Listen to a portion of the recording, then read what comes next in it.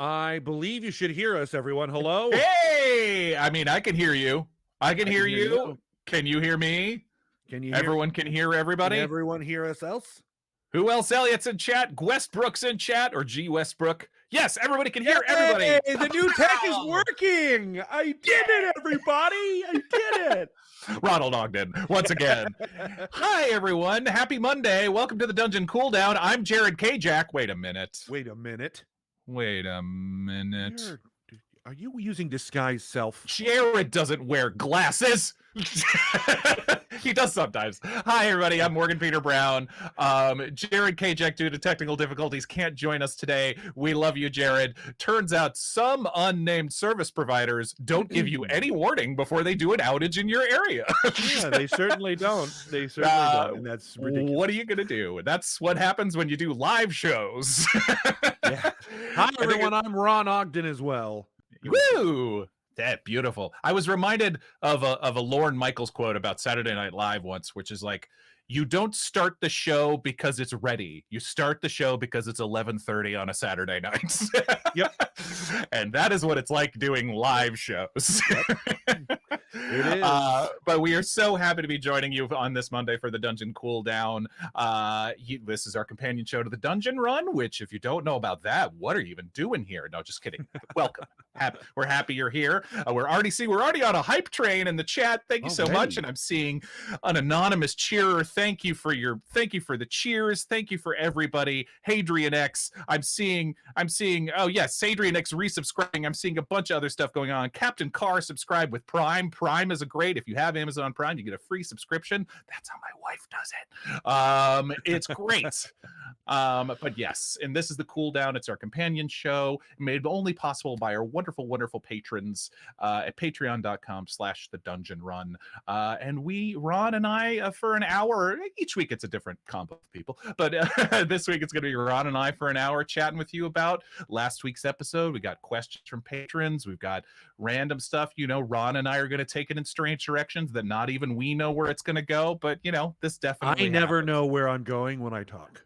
I feel like it's been a minute since you and I have done it before, and you and I, we go deep. We go deep, baby. We do. We have similar thought processes in for sure in examining things. So, which I always appreciate. The chemistry between the six of us, depending on two or three, whoever it is always fascinating. With Jessica and I, at the last couple times, we've always gone like lore conspiracy theories, because Jessica really likes that too. And I feel like I'm not going to go conspiracy theory for sure. I'm a scientist at heart, not going to go conspiracy theory. 100%. But you know, and yeah, you and I just like to go super deep on character stuff. Yeah. Which is just as fun. But yes, and as I said, we've got some questions from patrons. But if you got questions for us in chat, throw us out there, and we'll try to get to as many as we can. Absolutely. And also keep in mind, if you're not yet a patron, perhaps join us, and you could add your questions right now to the post, because the post is still live. 100% true. And that's the only way to see the VOD of these cooldowns. The VOD will be up on our Patreon tomorrow at noon. But yeah, what else has been going on in the Patreon? Let's see. We've got some new cast secrets. Mr. Jared K. Jack, the not present Jared K. Jack, is just posted a cast secret in the last few days. I believe it was an audio portion. Ron and I were just talking about this. We try not to listen to each other's cast secrets, because sometimes we do give away super deep stuff. We also Jessica did one as well right before we got to Axbright, and I know Jeff just posted a new asking for end of show credit reading suggestions, like we do, which is so much fun every week. So please get those in, because we need some, and I cannot wait to see what you guys come up with for us to do. I know. Seriously, it's never the ones, I mean, they're all great, let's be honest, but the ones that really take off, it's almost always the ones you never expect. Or it's the very simple ones where we just find a really funny bit to keep playing. Yeah. I think Katie's mom of her like multiple kids who keep getting lost is like a recurring character now. That she's canon at this point. Well, this is what I love is we're a cast who improvises together, but we improvise what is long form narrative. Yes. So we've basically given ourselves an improv game to play. You know, it's improv sports to play at the end. That's right. And really, when we're done with it at the end, I'm like, man, I really miss improvising. I know. I've thought about us before as like, what would it be like if you know, what would the Dungeon Run crew be like for a long form improv show? I mean, I think we would have a lot of fun. I'm down. Let's figure it out. That's how I feel about it. That's how Chafrika said the casting one last week had me on the floor. That's I'm so glad, because that was one of those things. I think I even said it afterwards. It's like that felt so like of the entertainment business, and I'm like, is this funny to anybody else? Was this too much of an inside joke? Because it's hilarious to us. To us, we understand, and that was hilarious. They're like, let's do deep casting director and contract jokes for several minutes. Indeed. Yeah. All right, let's get to the questions. Yes, please. Episode 102, The Scattered Menagerie, last week. Oh yeah. Yes. I was one of those episodes where it was a funny one. It was a weird, like, not at all, I think, necessarily what expected. Hype train success. Pow, pow, pow, pow. Way to go, chat. We love you. Thank you so much. It was one of those episodes where I think we surprised ourselves in our ability to plan and figure out, like, you know, it was the darkest way that could have went is if we were just beating animals into submission the whole episode. And I'm very glad that it didn't turn into that. But yeah, it was kind of an interesting. I'll go from the get-go knew how Fahima wanted this to be treated and was like, look, we're going Hamlet. We are going Hamlet from the get-go. I was waiting to I'll say this now. So James, as I think I've said to some, but I don't know if I've said it fully on the show, James is now a level 11 warlock, has access to a spell called Mass Suggestion. And which, if you'll notice, every one of those animals that we faced this week, I was like, do they understand common? Do they understand any language? Because if any of them understood language, and I didn't realize that, speak with animals can work with suggestion, because you're not concentrating on the one. It's like, as long as they understand you. And so it was like, I think the only one I could have used it on was the one that the Fahima was already talking to in the first fight, and I was like, it's not worth it to just use it on one, and it's already going okay. But yeah, James can use suggestion on, I think it's up to 12 people at one time now. Man, be on the lookout for that. Ugo keeps trying the command. He keeps trying to make people sit down, and no one's listening to him. I know. Both times, don't understand what I say. Yeah, I'm so sorry. Well, you know, what are you gonna do? I did not realize until the show, though, that you can combo speak with animals and suggestion like that before, because you're not concentrating on speak with animals, and the only thing that suggestion says is that as long as they can understand you. So it's like, I think it works for any of the speak with, right? Like speak with plants, I think works that way too. I believe so. Oh gosh, speak with plants. I'm running a home. Mass suggestion on a speak with plants. Good luck. Have fun. Oh God. Oh God. Oh God. Yeah. That forest of trees over there. That little copse of trees over there. Let's do this. Interesting. Captain Carr says James is going to pee off Fahima with mass suggestion. Maybe. Might happen. Yeah. Yep. I was aware of that potential conflict when I took that spell. There are other 6th level war. Sorry, go ahead. Yeah, you're not the only one, because like a lot of the paladin spells, especially when you're a truth seeker, are like, people don't want to tell you the truth, so you have to force them to. And she's all like, well, you can't force people to do things. I'm like, well, yes, I can. It's a spell. So James, there's going to be a reckoning at some point, I'm sure. And I've said this to Jeff so many times. James is built to be the longest, like, the longer he goes, the deeper his relationship with Shathragat goes, the more uncomfortable he will get. And that's by design. And so yes, there are other 6th level warlock spells I could have taken. Like mental prison, I think, is a really cool one as well. I almost took mental prison. But come on. Like when we're talking about James, when we're talking about the way his powers work, and we're talking about like what we've established and where his stuff is, I saw Mass Suggestion. I was like, yeah, that's got to be it. There's a reason. There's a reason I get Suggestion as a spell in my Oath of the Family. Right. It's Right. because it's an iconic spell for you. Right. It's true. It's yeah, when you pulled that out, that was like, whoa. Whoa. Yeah. It's so true. It's so true.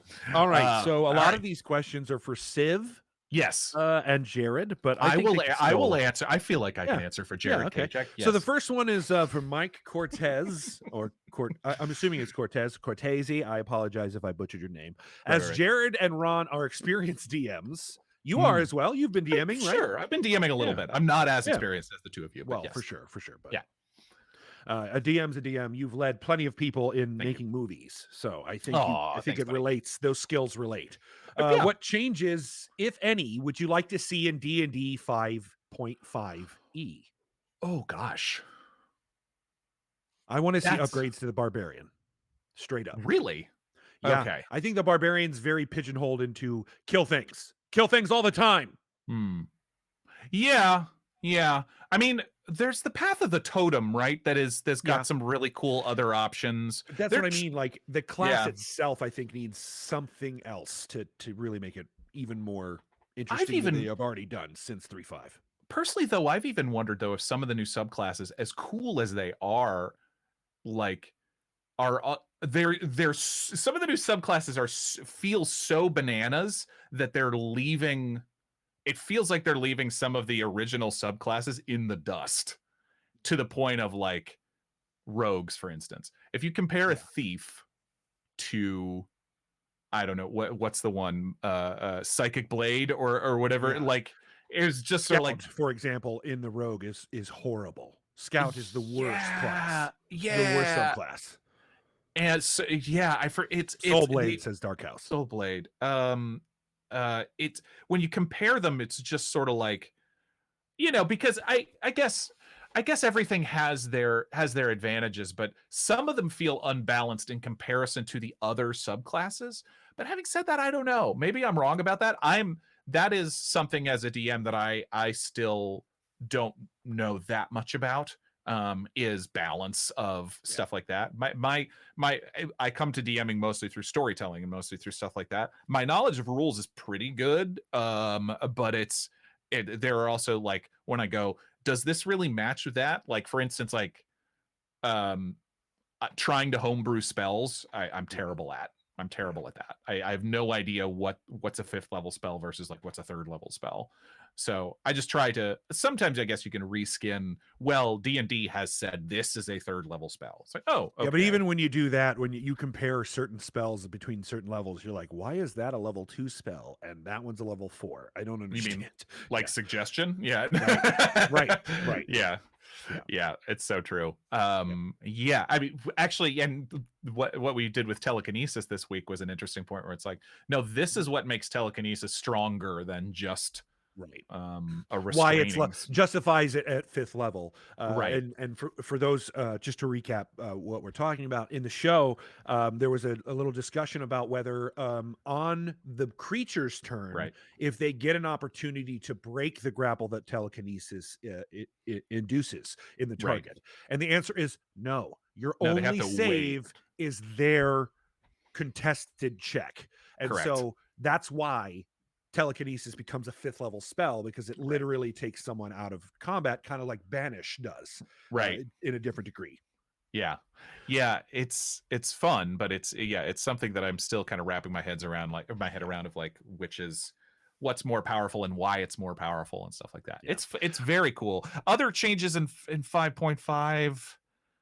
I mean, I got to be honest, 5e is a pretty good system. I feel I got no problems. Most of it is pretty balanced. I feel there, maybe some changes to the CR calculations would be helpful. Sure. I think that seems a little odd to me still. So 5.5 would help with that, I think. Yeah. But and every party's so different. Yeah. Yeah, where one CR does not fit all for sure. Challenge rating does not fit all when you're trying to figure out what's the right difficulty of monster for the right party, you know. Yeah. And then every party's different. I mean, I don't know if you've had this. I DM for a lot of new groups and new players. Usually. And Jared K. Jackson chat. We love you, buddy. We love you, pal. Yeah, we gave everybody the update. I did not mention the internet service provider here on the show, but he has just outed them in chat. Yep, he did. But what else? No, I think but no, so DMing for newer players, some people like really want the I want you to kill me if it gets bad enough. And then other ones where I'm like, I've had the newer players are like, you'd never kill us though, right? And I'm like, if you make me, you guys make some pretty stupid decisions sometimes. I love you. And that is where the source of my comment of death is just the beginning. Death is just the beginning of another story. A lot of that just comes from experiencing new people who are like, well, it happens a lot to murder hobo groups. The ones that are oh, I just want to stab these people because now I can do whatever I want. Well, great, but there are consequences to your decisions. And you just openly murdered someone in the middle of the street. So there will be consequences. Yeah, there's consequences for that. So good luck with that. Yes, that's right. But it's the same with death. It's like, no, I look, I'm on your team. At the end of the day, we are playing this game together. 100%. We are playing a team game. Yes. I don't want you to be upset or frustrated unless it's something that is cool and interesting story and growth for your character. Right. And it's at the end of the day, we're all just trying to tell a story, and I mean, no consequences might be fun for a minute. At a certain point, though, then you just then you turn into just like a sociopath, and you're just sort of like, oh, you mean I can do this and I can do that? Yeah, I can do that, and no one will care. And then we're having a different conversation. Yes, exactly. For sure. I don't know what game that is anymore. That's Grand Theft Auto. Yes. Please go play Grand Theft Auto if that's what you like. We've got a question from Just Jules. Hello, Just Jules. Hey, Just Jules. My question is for both Jared and Ron. In a game that you've DM'd, has there ever been an item or weapon that you immediately regretted having in game or letting a player bring into the game? Yes. You have. Okay. The deck of many things. Oh, God. Don't do it. Just don't. I mean, I've done it twice. The first time was not a great idea. The second time ended up making some pretty cool stuff. So, it seems it's more about the player characters, I think, in who to introduce that to. I was going to say, it depends on the party. Yeah. I think maybe I just had the right party when I introduced it the second time. So, yeah. You need a party that at least has a couple of people who are properly afraid of death. Yes. Correct. I did in another game pull once and lucked out. Literally, I was playing a not very intelligent paladin, and we did not know I knew what it was, but we didn't know what this was. You just find a weird pack of cards. All right, I pull one out. I'm like, I would do that, right? It was just a weird pack of cards. Oh, well, what is this? And I look at this deck of cards. He's like, you pull one out, and I pulled out the one that gives you 75,000 gold worth of gems, and that was the one I was like, I got as lucky as you could get. It's just a gem. It's a diamond version of you. That's 75,000 gold worth of gems. Oh, thanks. Yeah, seriously. I gotta carry around my diamond brother now. It's weird. Dark House says the hand of Vecna. Oh, yeah, hand of Vecna. Don't drop that into any game without some serious consequences. I can't. Dawnbringer. I dropped Dawnbringer. That introduced some issues. Very cool. Any item that is sentient is probably a problem. Yeah, so much fun though. But for sure can be so much fun. Deck of Many Things is a good one for sure. That's just sort of like, oh boy, I don't know about that. I mean, the what is it? The Alchemist Jug. it's yeah. It's one of those that's totally harmless, but you just never want to give your party the ability to create like a full gallon of mayonnaise whenever they Yeah. want. No, thank you. No, No thank you. As thanks. someone who has Because eaten mayonnaise straight on film for a joke, no, thank you. not a big mayo fan Not- over here. Yeah. I eat a No. lot less mayonnaise now after that incident. Yeah, sentient items are a good one for sure. I mean, yeah, but I kid, but I mean that's just fun shenanigans for items like that. Yeah. I think that's about it. I don't know if I have any. Yeah, nothing that's like jumping out too much. So we've got another question from Numera, and what I love about this question, just I'm going to ask it to you and see if what do Civ and Ron think of Reed?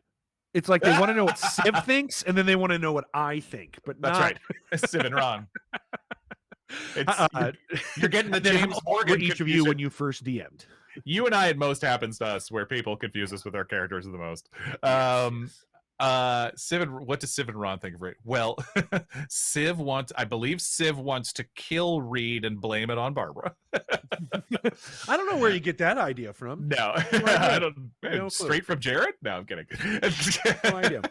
There's another question that's related to this, so I'll ask that one too. Yeah, double it up so we can double it up. Where is it? It is. I see. Doobstar09 subscribed. Thanks, buddy. Thanks, Doobstar. Doob. Someone asked me. Reed is sus, says you, Oakart. Oh, that actually was a related question in the chat earlier. Sorry, someone asked, "How does Uggo?" I was seeing Bear Ripper's comment. I had multi-hasted objects, and I chose you can attune to 4 at a time. One player had over 500 feet of movement speed per round. Good Lord. Absolutely can not. Run a mile a minute, a mile Absolutely a second. Not. Me. Absolutely. Damon7 asked, in addition to this question, I wonder how much sympathy Uggo has for Civ over Lily and Reed, given he kind of dealt with the same thing. So let's let you start with. Do you want? You could answer how you feel, and then how James feels. Right.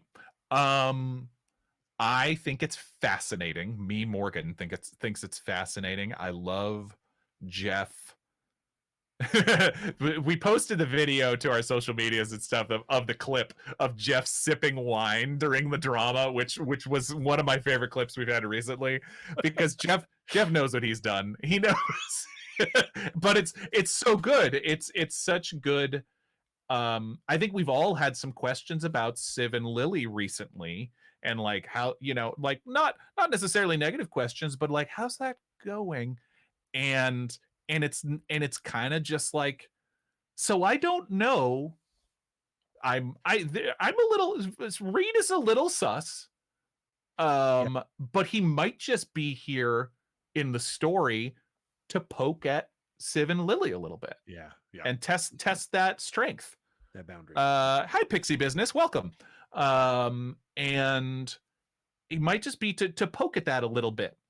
Exactly. I agree, you, Oakart. It's neat to see that relationship challenged. And so that might be all he's here to do. Maybe not, though. Mm-hmm. I don't know. And some of us are very suspicious, and maybe he has other designs. I'm not the convo the convo where he did say to her this week, you're gonna outlive the rest of these people. You're gonna outlive the rest of this party. Why are you hanging with these guys? I don't remember if I said it or just thought it. Where I was like, whoa, rude. Yeah, rude. Even though that's definitely something that James has said to Lily himself, which is like, you're gonna outlive the rest of us by a lot. How's that feel? So I don't know. I'm cautious. Not even cautiously optimistic. I'm a little cautious with Reed. James, I think, for the most part, is not super suspicious of him. James is. I joke that when Reed freaked out and almost like shot him with a crossbow and everything like that, James doesn't want to get shot, but also at the same time, James knows how he looks. James is one of those guys that whatever terrible things you're thinking about me, I've already thought about myself, so I'm not even going to take it that personally. It's fine. And that's what James that is the kind of person if Fesh came and was like, I'm disappointed in you, it would like, destroy him. Maybe, yeah, maybe. Though James is disappointed in himself, so that's what I mean. Like it's that kind of. That's what. It's not so much a threat that impacts you so much as is just disappointing yourself and others. Right. Pixie Business says, I keep thinking Reed sounds like Foghorn Leghorn.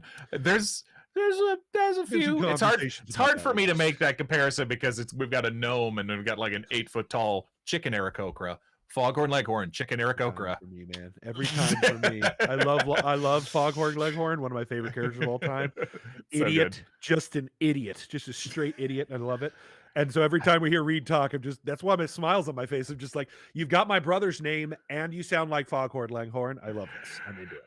Oh my goodness. Yeah. So yeah, I don't think James is like clocking Reed too strong or anything like that. Reed is just going off of Lily's vibe with it. If Lily's okay with him, then we're okay.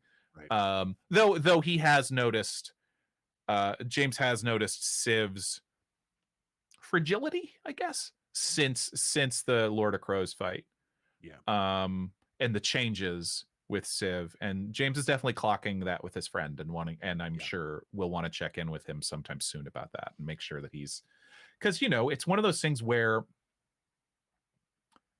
I don't know if you've experienced this. I mean, it can be in a lot of different scenarios with people where it's whether someone's struggling with addiction or whether it's someone just struggling.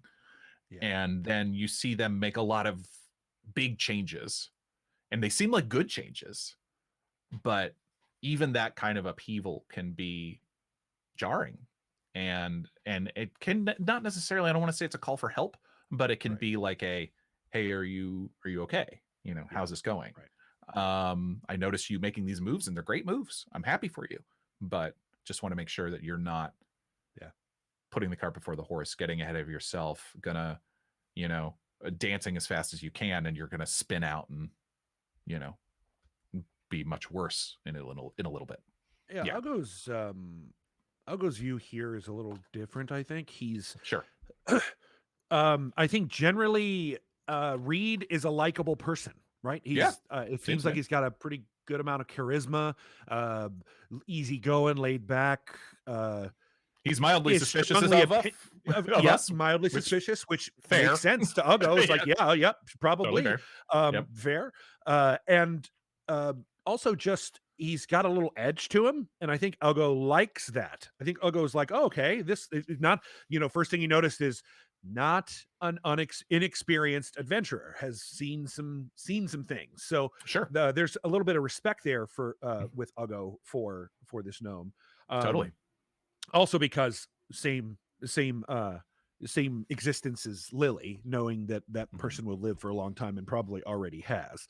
But there's also a little bit of oh, you've got an edge to you, huh? Cool, me too. Let's see whose edges are sharper. And it's a little bit of, Jorah's love child also says, "Were you thinking of bringing out the circle of truth for Lily?" So for related Lily. to this, well, for Lily, about, I think they're talking about in relation to Civ's lying and maybe even Reed a little bit. On Lily's behalf for them. On behalf of Lily, right. Got it. Here's the thing with Truth Seeker. Uggo is excited about that. It's the Candle Queen is literally named him herself for this. But the ways in which he's got to go out about getting the truth also impacts one of his family members, so he's hesitant to break it out until it's okay. It was necessary. It was a necessary evil. Sometimes we have to break Hamlet. Sometimes we have to break Hamlet because there's a problem. Well, sometimes we got to find out the truth because they're not going to tell us. And sometimes you got to any kind of. Sometimes you got to shove a chai rai off a cliff. You know what I'm saying? Yeah, right. Sometimes you just got to do that. But there's also a little bit of sympathy here for Civ as well. A lot of sympathy for Civ in Uggo's situation, mostly because Uggo gets that Civ is struggling with something that's very dark, and having himself struggled with something very dark, Ugo. He's just trying to be present for Civ. He's tried to push Civ before. It doesn't work. He doesn't respond that way. So it's Right. more of just being there when Civ needs him, is kind of what he's now the attempt to trying to do.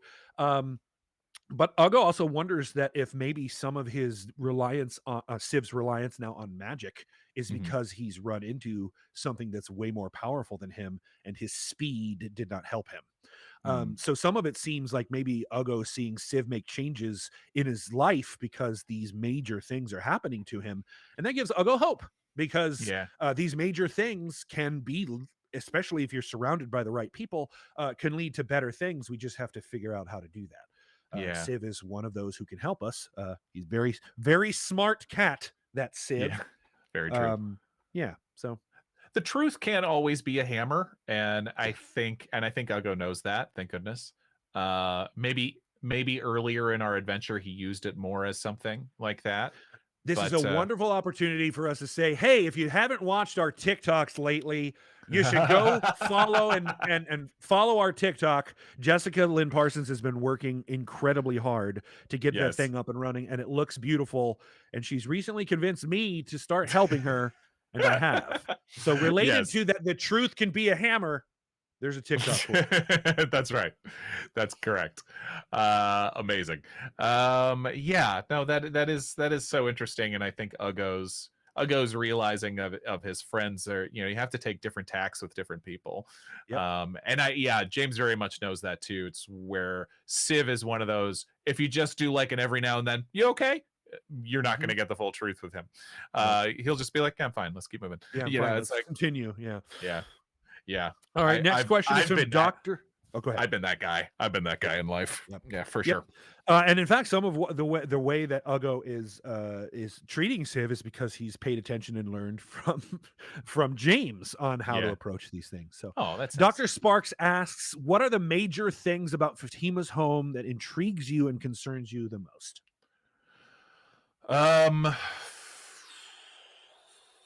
Intrigue/concerns is the invisibility. I mean, it's probably both. Or it's not even just invisible, because the house is literally not there. Like James and Ugo can walk right through it. If we're not, in contact. It's more than an illusion, right? It's more than just an illusion, for sure. Right. Now, that's a big one. So it's almost like he's, shifted it onto the plane ethereal. And there's not really, and we were talking about this a little bit the last few days privately, where what to do with the animals is tough, because unless Fahima stays, no one else can get into the house. And we may ask Conroy about that. I know Jessica wants to do a dream with Conroy next episode. We may ask Conroy about that, but I don't know, man. I think it's that doesn't feel like something there's an easy solution to. Pocket dimension to a mask, it could be. Not sure. I also feel like the reason there are no demons around is Barbara. That's Ugo's feeling. Ugo's like this just from Ugo's viewpoint, that thing made him jump off a set of stairs. Right. But Barbara and made all of those incredibly powerful creatures that we have now seen leave because it was bored. Right. And Fahima has told us that this thing is very powerful, like dragon level powerful. For sure. But also, if we are outside the house, we can't hear anybody inside the house. So Barbara... For sure. But dragons can cast magic and appear on different planes all at the same time. Yeah, I guess that's one possibility. I mean, the first thought I had, which I think I said this on the episode of 101, where I was like, wait a minute. I was under the impression that these demons had all been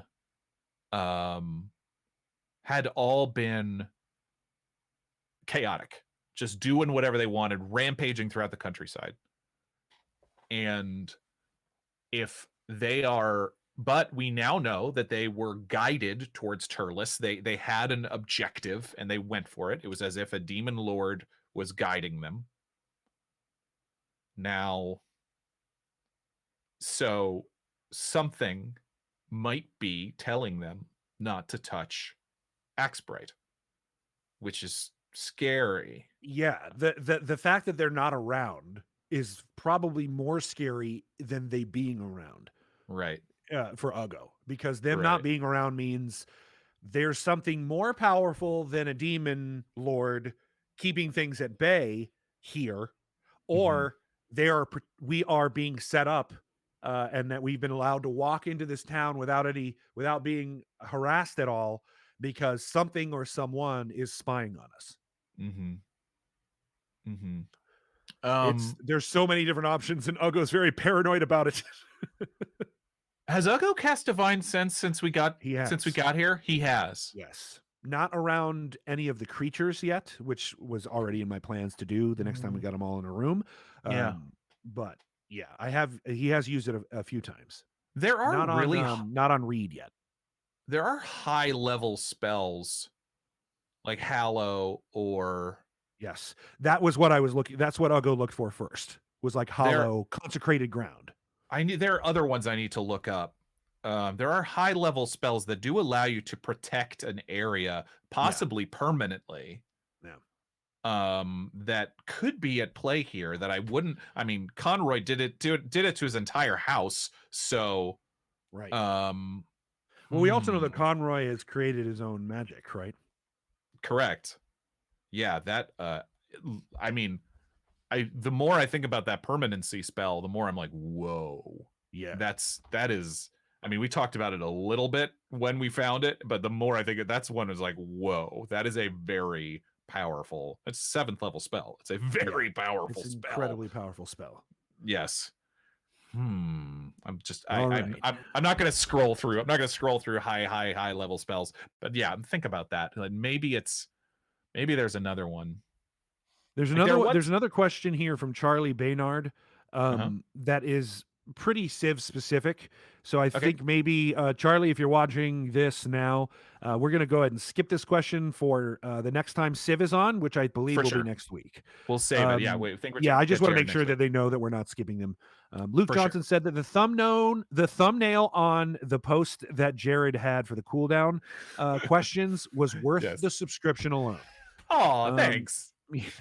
Aaron McLeod, I've been a player now for a couple of years. I'm interested in trying out DMing, probably running a short campaign like a 1 or 2 shot. Should I just select a campaign and give it a go? Should I look over the DM guide first? My usual group has 2 experienced DMs already, so I know I'd have good support. I have a good idea for this, but I want to hear from you because you are newer to this than I am, and so it'd be good insight, I think, especially for Jim or for Aaron here. Yes, absolutely. Give it a shot. I personally, for myself, yes, I do not. My ability with homebrew and improvising is better with just storytelling stuff. So homebrewing monsters, homebrewing anything like that is something that I'm not very good at. So that's why I find using some of the pre-written adventures and then, or at least using them as starting blocks and then blasting off from there is I really enjoy.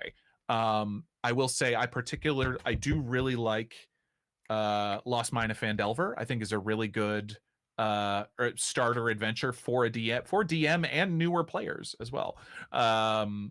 And so yeah, a pre-written adventure to at least get you started, I think is a really good idea. And they do actually make them pretty easy, even for newer DMs to follow.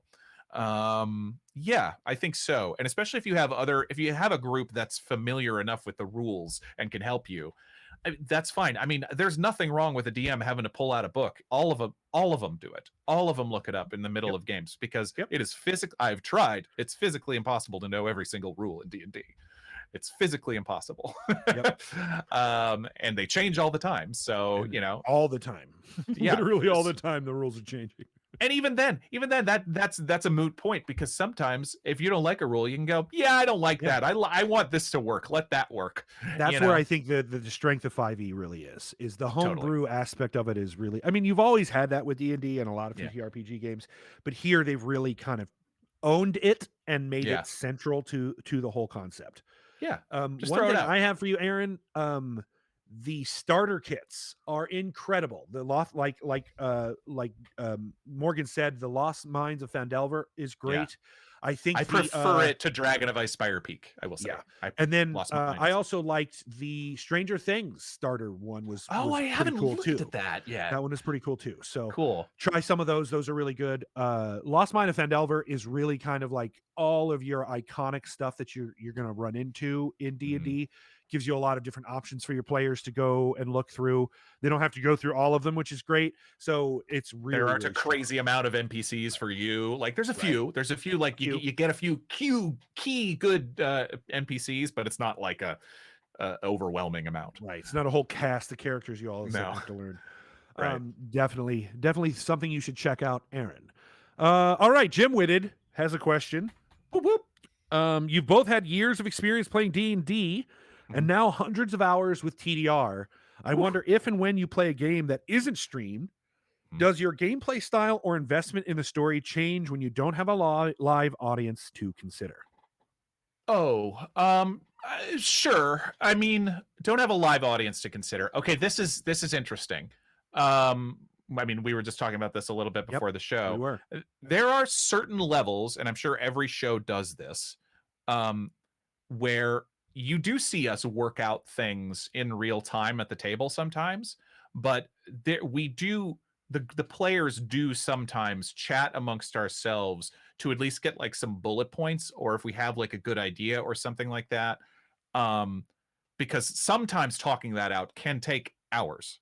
And that would be the whole We don't want to episode. bore you. We don't want to bore you during the show with all of that. Correct. That would be the whole episode. The biggest thing is also making sure that when we're discussing it, like some of it is like, oh, we also should probably check with the DM and make sure that what we're discussing is totally okay, is like possible or something that they've thought of to make sure that they're not caught unawares as well. Yeah. Right. So not having an audience, I'm more willing to, or go down that road, or sometimes, or like we try to streamline that on TDR a little bit, not too much. We're actually very good about metagaming for the most part outside of the game. But that's one way I change. I'm more apt to just try stuff with classes and characters in just home games or anything like that. I'm like, I've never played this class. I'm not very familiar with it.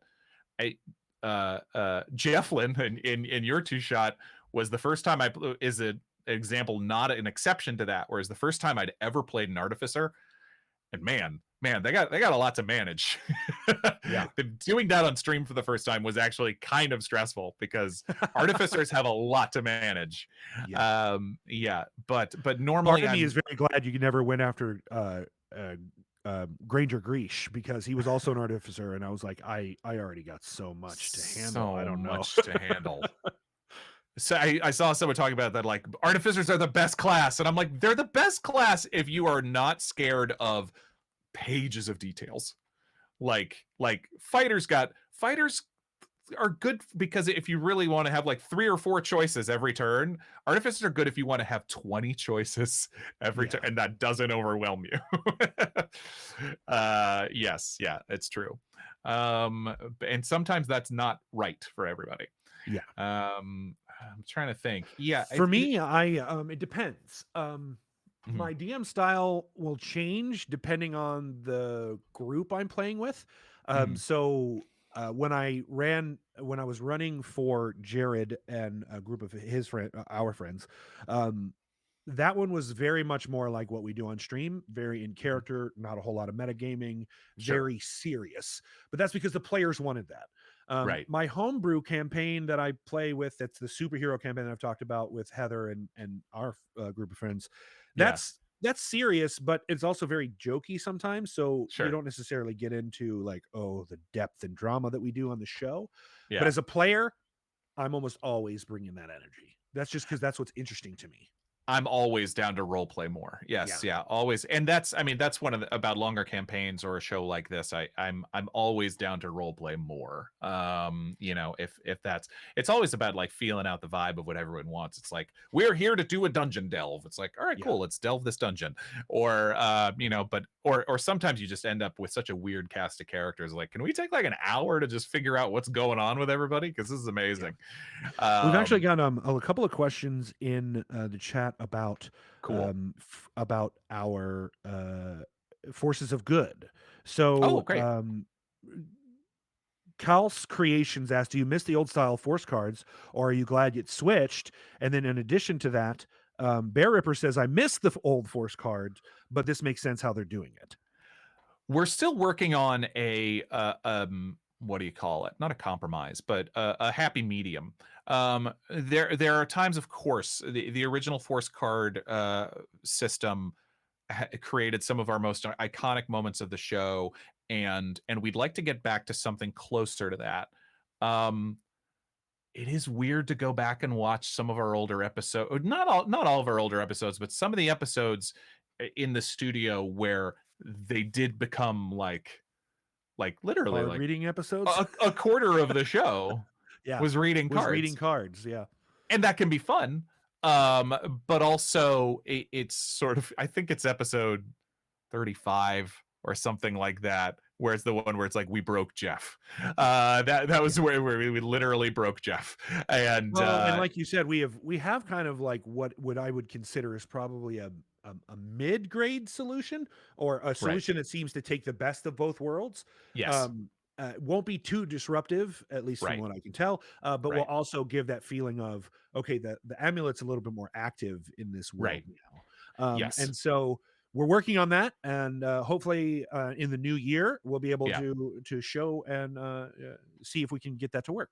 But yeah, it's similar. It's we're hoping to do it. Shafrikas, it's not dissimilar to what you're saying. We're hoping to do it a little more real time, so it doesn't have to be like, you know, based off the previous weeks or anything like that. That's what we're aiming for, and I don't think we're close to solutions on that. But yes. Neofet asks, "What do you prefer, Force of Good or Force of Evil card played?" I mean, a good Force of Evil sometimes is pretty fun.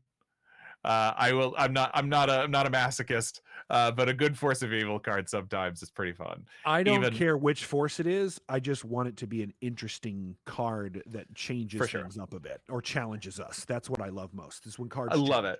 Yes, and I also love the ones like episode 100 where we were doing the drawings with no, that was 99. Yeah. That was 99. Yeah, but still, that's a great little game. Yeah, I love that. Fun. That was so much fun. Yes, I loved it.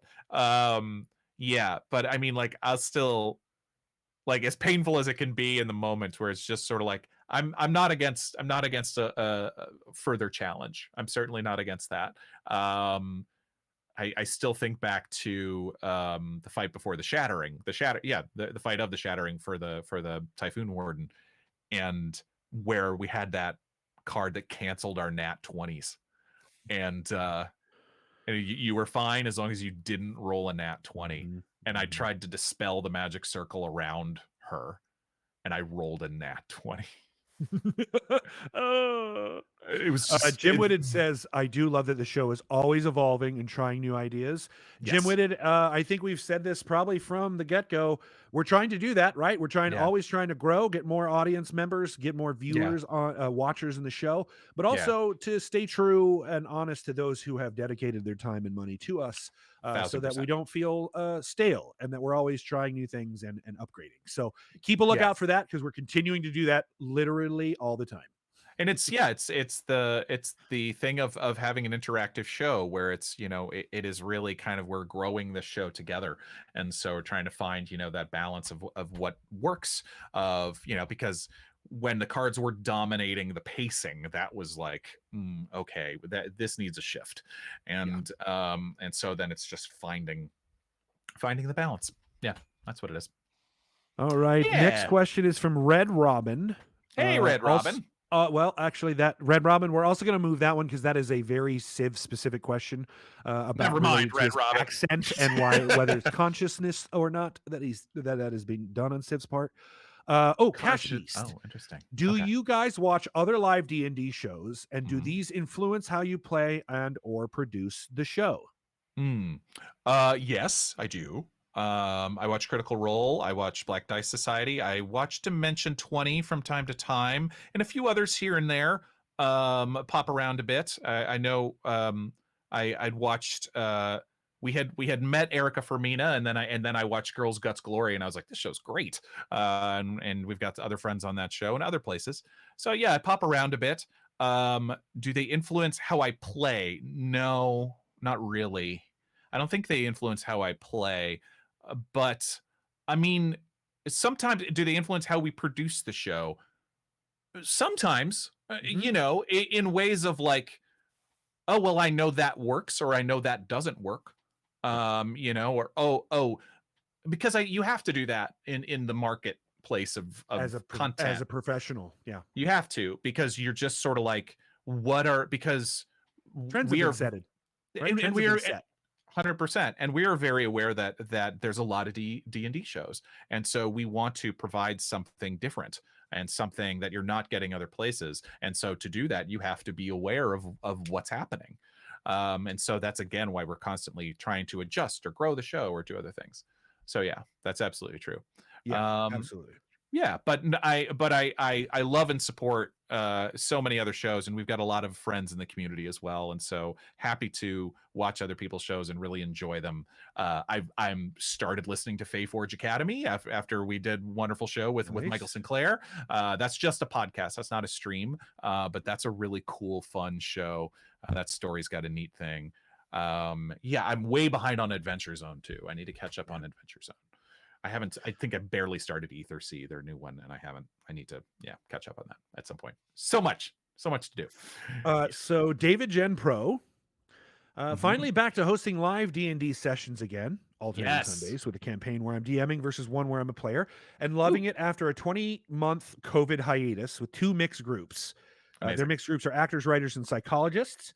Any Cool. tips running groups with a mix of extroverted actors and quieter writer/psychologist to balance out the fun collaborative storytelling/improv to ensure all involved fairly equally?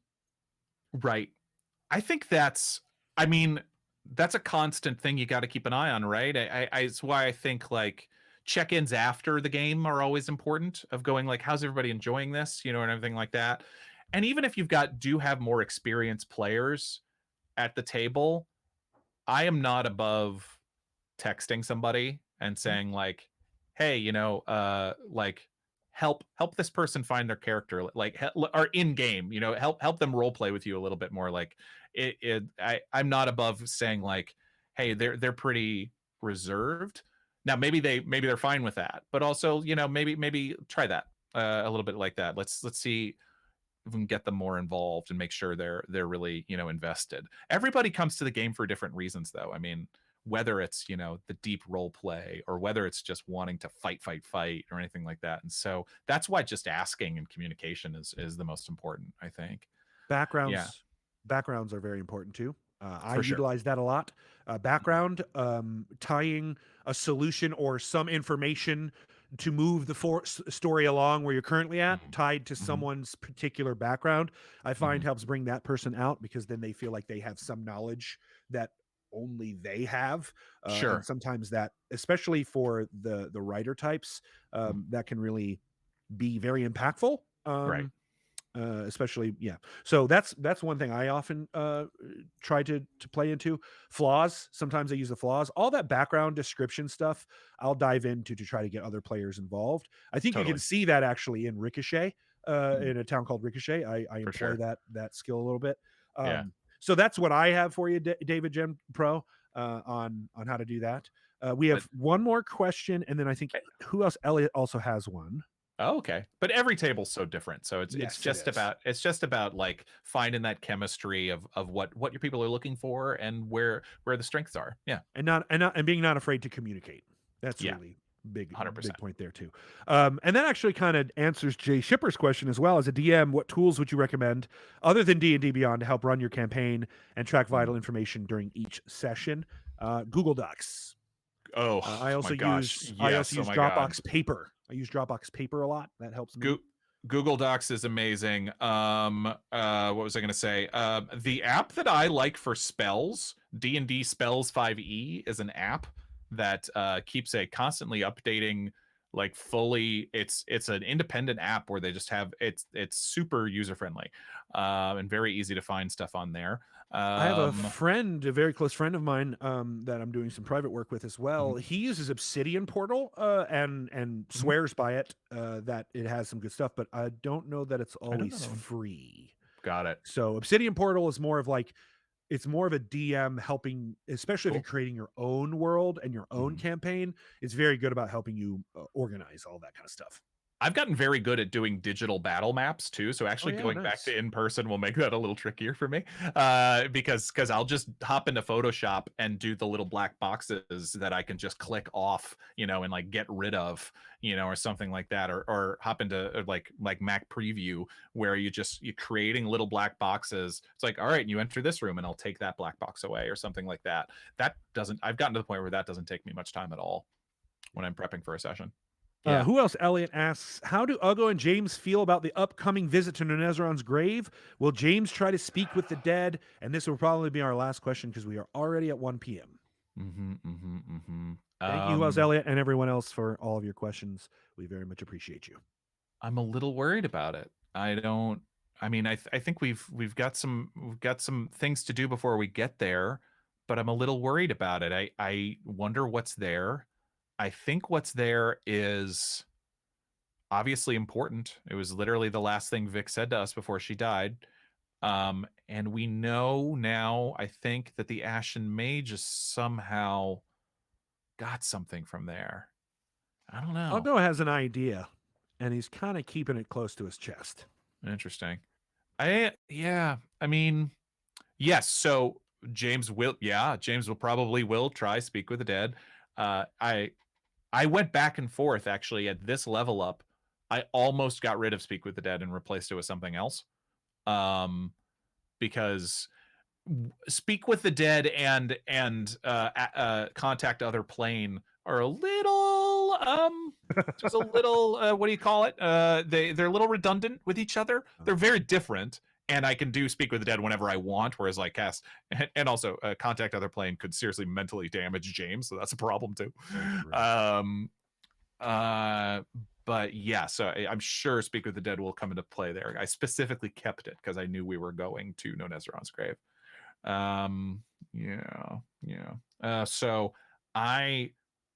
I'm keeping my expectations open for Nonezeron's grave. I'm worried for sure, but I have no idea what's waiting for us there.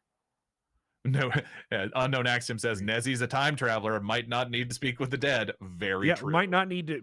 Nonezeron told us to go there, or we've been told to go there, and we've already met Nonezeron. So it might just be the fact that we get there. Nonezeron's like, oh, that's a connecting point in the time time scheme. So let's have a conversation again. Right. And frankly, Delicious says, did the Ashen Mage get the bone from Nonezeron's grave? I mean, yeah, I think we all wondered that, right? Where it was kind of like, bone, what bone, what important bone, what is that? And then it's like, grave, dragon, the time bone. Time bone. It's just part of the rib cage of a time dragon, right? It's the only part that if you have, you can actually have stuff to do time stuff.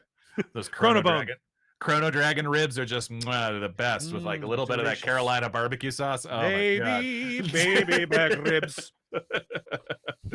Chrono Bone. Who else, Elliot? This is a family show. Got that Chrono Bone. Moving on. Wishbone.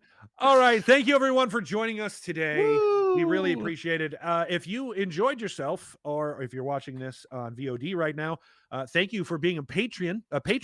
And if you are watching this live and are not yet a patron, please consider joining us on Patreon. Patreon.com/The Dungeon Run. Don't know why I can't get them right. Why do they do that to us? I don't know. Yes. Patreon, Patronite. Patreon. Don't Yes, that's right. patronize me, but no, we want you to patronize us. And we Actually. do That's what want you to patronize us.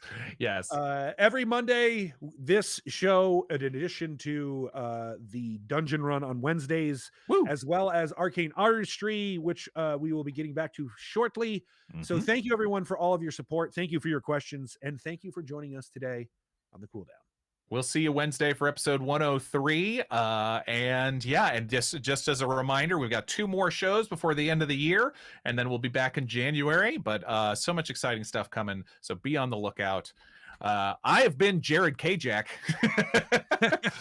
And I have as always, been Ron Ogden. And this has been the Dungeon Cooldown. We'll see you on Wednesday. Love you. Bye. Humankind. Bye. Humankind be both. Be both.